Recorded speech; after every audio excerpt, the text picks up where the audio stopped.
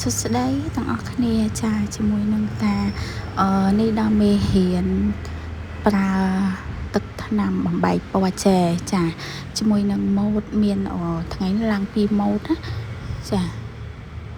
យាយទៅគ្រឿងដែលមានហ្នឹងមានដូចជាថ្នាំកញ្ចក់ពណ៌ចែថ្នាំកញ្ចក់ពណ៌ចែហ្នឹងយើងអាចមានពណ៌ក្រហមពណ៌លឿងពណ៌ទឹកប៊ិចពណ៌អីពណ៌ខ្មៅពណ៌សអីអញ្ចឹងទៅតាមការដែលយើងចូលចិត្តអញ្ចឹងថ្ងៃហ្នឹងគ្រូយកពណ៌ប៉ុណ្ណឹងពណ៌មកចាឥឡូវហ្នឹងគឺ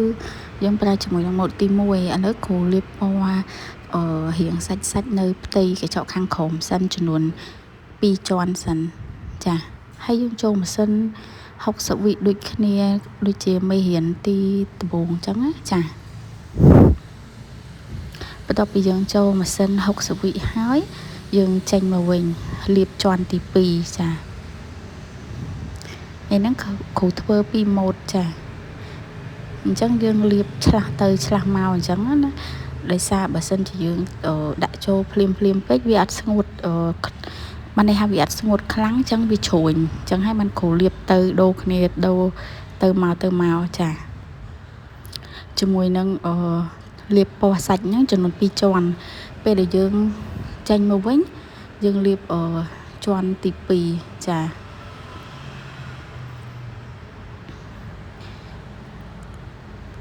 ហើយគ្រឿងពណ៌ហ្នឹងគឺយើងអាចយកពណ៌អីក៏បានដែរណាទៅតាមយើងមានពណ៌អីយើងឆ្នៃដាក់ពណ៌ហ្នឹងមកណាចាហើយម៉ូដទឹកបំបែកពណ៌នេះដែរគឺមានច្រើនម៉ូដណានេះគ្រូចេញពីម៉ូដសិនបន្ទាប់ហើយនឹងចេញម៉ូដបន្ទាប់គ្នាទៀតចឹងណាហើយប្រើជាមួយនឹងទឹកបំបែកនឹងដដែលគ្រាន់តែយើងដូរពណ៌ហើយនឹងដូរម៉ូដផ្សេងចា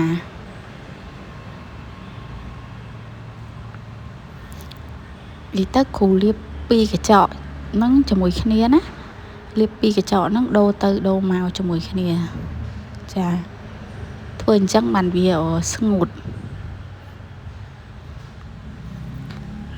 ហើយបន្ទាប់ពីនេះឥឡូវហ្នឹងចូលដល់ជាន់ទី2ហើយគឺយើងលាបជាមួយនឹងទឹកបំបែកចាទឹកបំបែកហ្នឹងគឺពេលដែលយើងទិញយើងប្រាប់អ្នកលក់ថាទឹកបំបែកចឹងទៅអ្នកលក់គេឲ្យឯងចាម៉ូដទឹកបំបែកហ្នឹងគឺធ្វើបានច្រើនម៉ូដណាចាជាមួយយើងលាបជាមួយនឹងទឹកបំបែកហ្នឹងហើយយើងក៏ប្រើជក់ក៏បានឬក៏ដែកមូសម្រាប់តក់ក៏បានតែគ្រូប្រើជក់ចាពេលយើងលាបទឹកបំបែកហ្នឹងលាបមួយជាន់ហ្នឹងគឺយើងអត់មានចូលម៉ាស៊ីនទេចាពេលដែលលាបទឹកបំបែកហ្នឹងហើយគឺយើងដាក់ពណ៌លេងម៉ូដតែម្ដង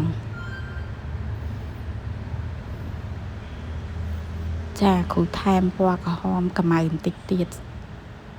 ចាត្រូវចាំថាម៉ូដទឹកបំបែកហ្នឹងគឺពេលដែលលាបហើយអត់ទាន់ចូលម៉ាស៊ីនទេតោះតែយើងធ្វើម៉ូដហើយដាក់ពណ៌ហើយតាមដែលយើងចង់បានហើយទើបយើងចូលម៉ាស៊ីនចាយើងយកជក់ទូចហ្នឹងយកមកបតក់ឬក៏ប្រើជាមួយនឹងដែកតក់ក៏បានដែរចា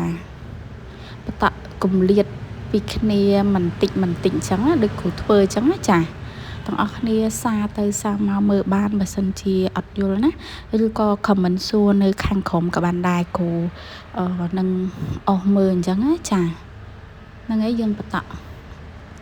ដល់ពេញកញ្ចក់ហ្នឹងមកមានតូចមានធំអញ្ចឹងណាតែហើយវាជ័យដោយសារទឹកបំបែកហ្នឹងគឺវារីក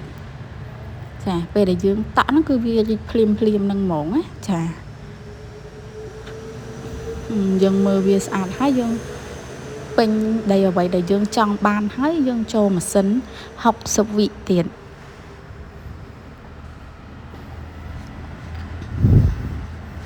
ចានិយាយតានេះគ្រូចន់ម៉ូដទី1បន្ទាប់ហើយចូលដល់ម៉ូដទី2ម៉ូដទី2នេះលាប2ជាន់ហើយណាដូចពីដំបូងអញ្ចឹងណាចាបន្ទាប់មកលាបទឹកបំបែកនឹងទៀតមកចាលាបទឹកបំបែកហ្នឹងដូចយើងលាបទឹកអាឡូង UV អញ្ចឹងចាលាបឲ្យពេញកញ្ចក់ហើយឲ្យរៀងច្រើនបន្តិចអញ្ចឹងណាចាបន្ទាប់ហើយយើងធ្វើម៉ូដទី2ម៉ូដទី2នេះយើងបតក់5តក់ ចាដូចជាលាងផ្កាមូអញ្ចឹងចាគ្រូយកពណ៌ធ្វើចេកខ្ចីចាទាំងអស់គ្នាមានពណ៌លឿងដាក់ពណ៌លឿងក៏បានឬក៏ពណ៌កាឈូកក៏បានដែរចាយើងបតក់5ដំណក់ចឹងហើយយើងទាញអាចំណុចកណ្ដាលហ្នឹងចូលគ្នាឲ្យស្រួចឲ្យវាទៅជារាងផ្កាចាតោះហើយនឹងវារីកបដាអញ្ចឹងណាចាតោះហើយយើងដាក់មកពណ៌ទៀតយើងដាក់ពណ៌ក្រហមក៏បានពណ៌ទឹកប៊ិចក៏បានពណ៌អីក៏បានដែរឲ្យយើងមានអញ្ចឹងណាចាហ្នឹងហើយបតក់5ដូចគ្នាដោយសារវាជាប្រភេទផ្កាមូផ្កាតក់ចា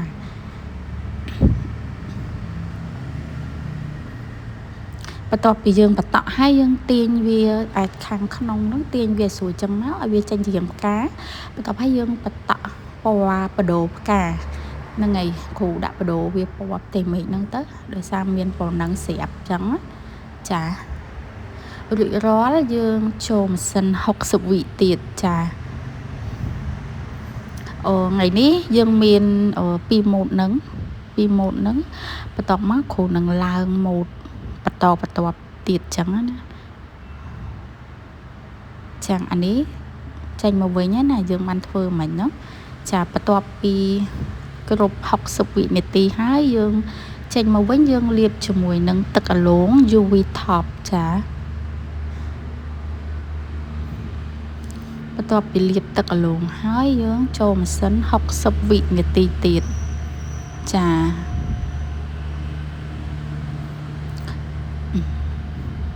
បន្ទាប់ហើយជាមួយនឹងម៉ូតផ្កាមិញហ្នឹងនេះយើងក៏ចេញមកវិញដែរហ្នឹងយើងក៏លាបជាមួយនឹងទឹកអាឡូងដែរលាបទឹកអាឡូងហើយចូលម៉ាស៊ីន60វិទៀតជាការស្រេចចាអញ្ចឹងថ្ងៃហ្នឹងមានតែ2ម៉ូតហ្នឹងទេចាទាំងអស់គ្នាអាចសារមករៀនសិនអញ្ចឹងណាចាហើយបើចូលចិត្តជួយតាមដាន YouTube របស់គ្រូផងដោយសារគ្រូនឹងមានម៉ូតជាបន្តទៀតអញ្ចឹងណាចានេះกระดาษជូតចែជូតជក់ចាគ្រូយកกระดาษហ្នឹងយកមកទុកជូតជក់អ្នកខ្លះគាត់យើងអាចប្រើជាមួយនឹងទឹកលាងកញ្ចក់ឬក៏ទឹកជូតចែហ្មងក៏បានដែរដោយវាគេមានកระดาษជូតចែហ្នឹងពណ៌សជ្រុងណាតែគ្រូប្រើនេះទៅវាស្រួលជាងដោយសារវាមានទឹកនៅក្នុងនឹងស្រាប់អញ្ចឹងណាចាយើងមិនបាច់ចាក់ទឹកចាក់អីនាំតែញ៉ៃអញ្ចឹងគ្រូប្រើជាមួយនឹងกระดาษជូតចែហ្នឹងទៅគឺវាស្រួលប្រើចាបន្ទាប់ពីយើងចាំនាទីវា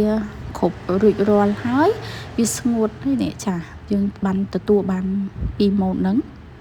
ចាហ្នឹងហើយទាំងអស់គ្នារៀនធ្វើទៅវាជាម៉ូតដំបូងចាម៉ូតដំបូងមេរៀនទឹកបំបែកពណ៌ចាថ្ងៃហ្នឹងមានតែប៉ុណ្្នឹងទេចាហ្នឹងហើយអរគុណច្រើនទាំងអស់គ្នាសម្រាប់ការចូលមើលវីដេអូរបស់គ្រូចាអរគុណច្រើនបើមានចម្ងល់អីចង់សួរជួយ comment នៅខាងក្រោមគ្រូនឹងចូលមើលចាអរគុណច្រើន